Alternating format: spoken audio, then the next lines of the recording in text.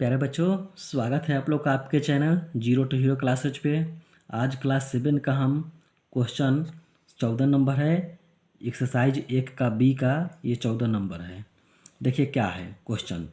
Video अच्छा लगे तो लाइक और सब्सक्राइब करना नहीं भूलेंगे।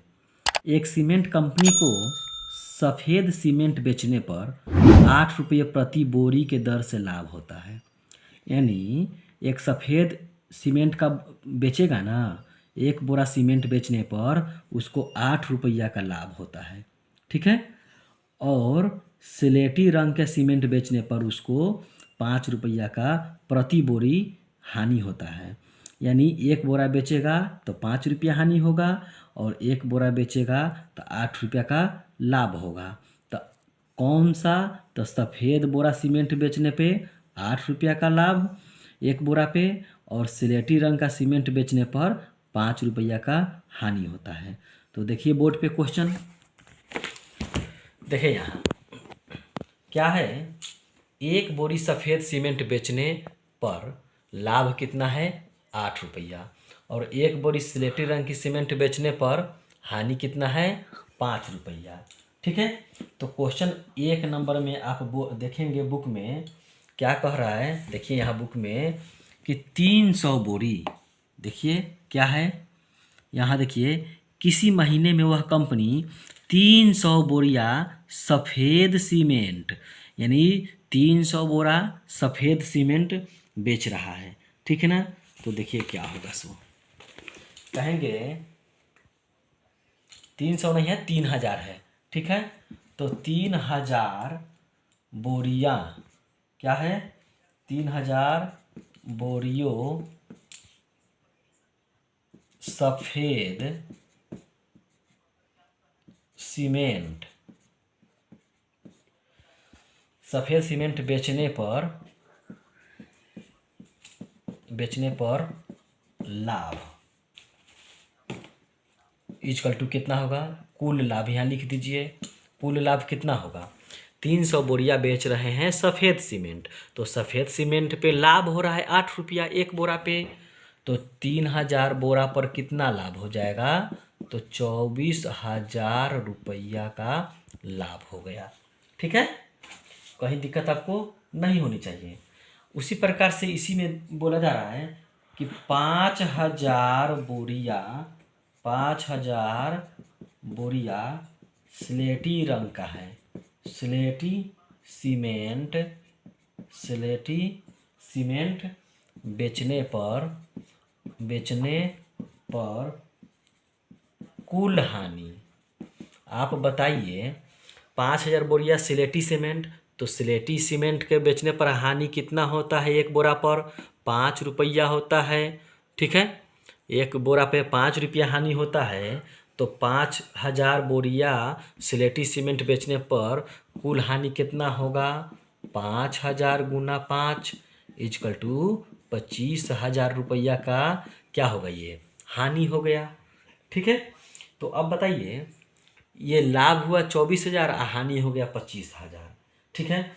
तो कहने का मतलब कि कुल देखा जाए हानि कितना हुआ, इसलिए हानि बराबर कितना हो जाएगा? 25,000 में से 24,000 लाभ जो हुआ उसको माइनस कीजिए, तभी भी आपका हानि कितना हो जाएगा? 1,000 रुपया का हानि हो जाएगा। ठीक है ना। क्योंकि 5,000 बोरिया बेचने हैं तो कुल हानि हमको 25,000 हुआ और लाभ कितना हो रहा था? 24,000 रुपया हुआ।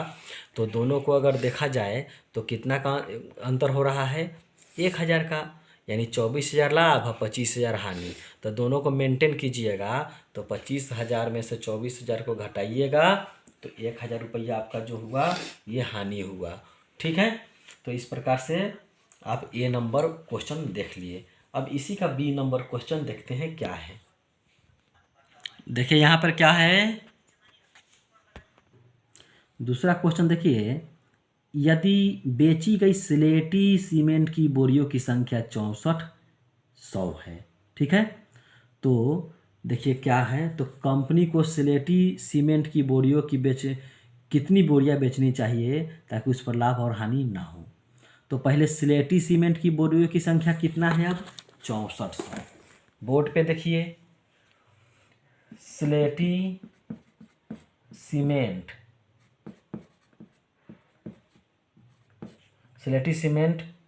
की बोरियों की संख्या बराबर 6400 है, तब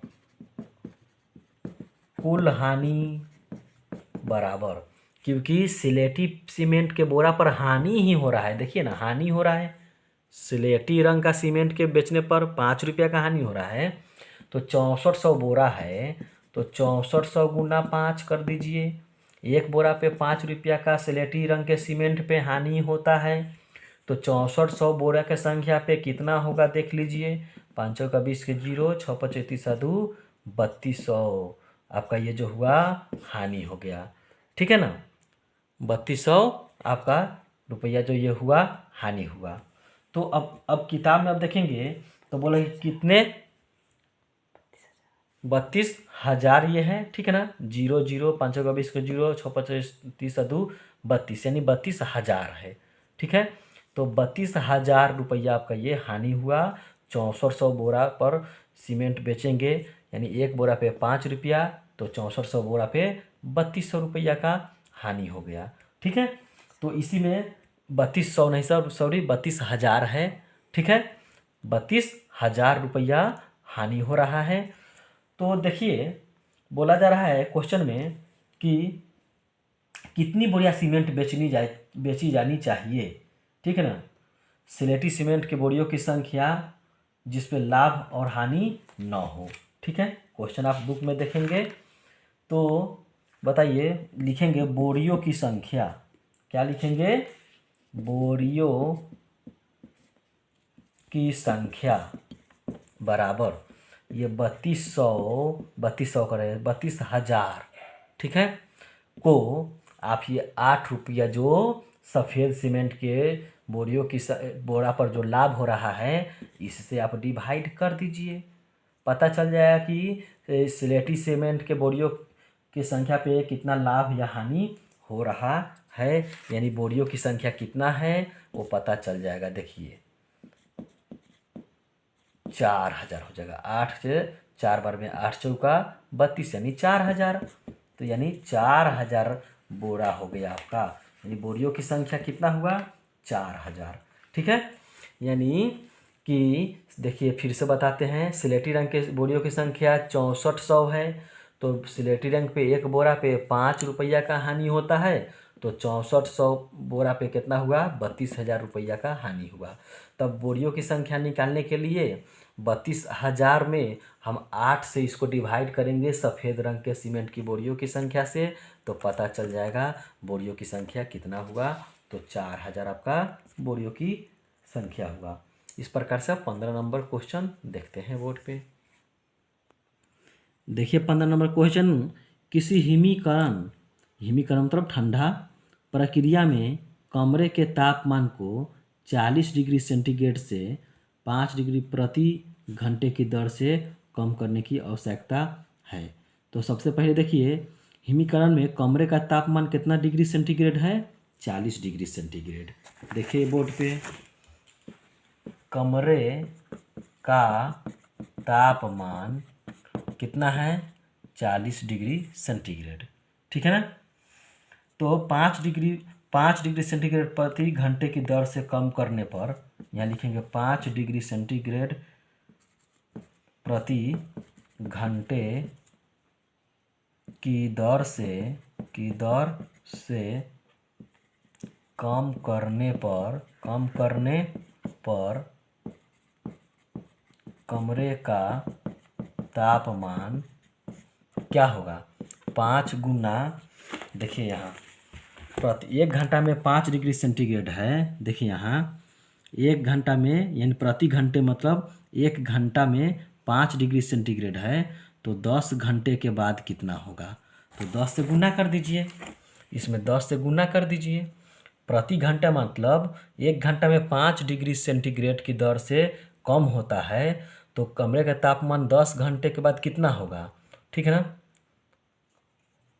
तो 10 × 5 = 50 डिग्री सेंटीग्रेड, देखिए ना, 5 डिग्री प्रति घंटे की दर से कम करने पर कमरे का तापमान, यानी तो 10 डिग्री से 10 घंटे के बाद कितना होगा, 10 घंटे के बाद देखिए यहाँ, तो देखिए कितना होगा, -50 डिग्री सेंटीग्रेड। ठीक है, तो देखा जाए तो कमरे का तापमान अब कितना हुआ, कमरे का तापमान बराबर कितना होगा, 40 डिग्री सेंटीग्रेड पहले था, अब हो गया -50 डिग्री सेंटीग्रेड। दोनों का अंतर कितना हो जाएगा, -10 डिग्री सेंटीग्रेड। ठीक है ना, यानी 10 घंटे के बाद आपका कितना हुआ, -10 डिग्री सेंटीग्रेड। ठीक है, पहले कमरे का तापमान 40 डिग्री सेंटीग्रेड था, 5 डिग्री प्रति घंटे की दर से कम करने पर कमरे का तापमान कितना हो जाएगा, 5 × 10, यानी 10 घंटा का पूछ रहा है, यानी 10 घंटे के बाद।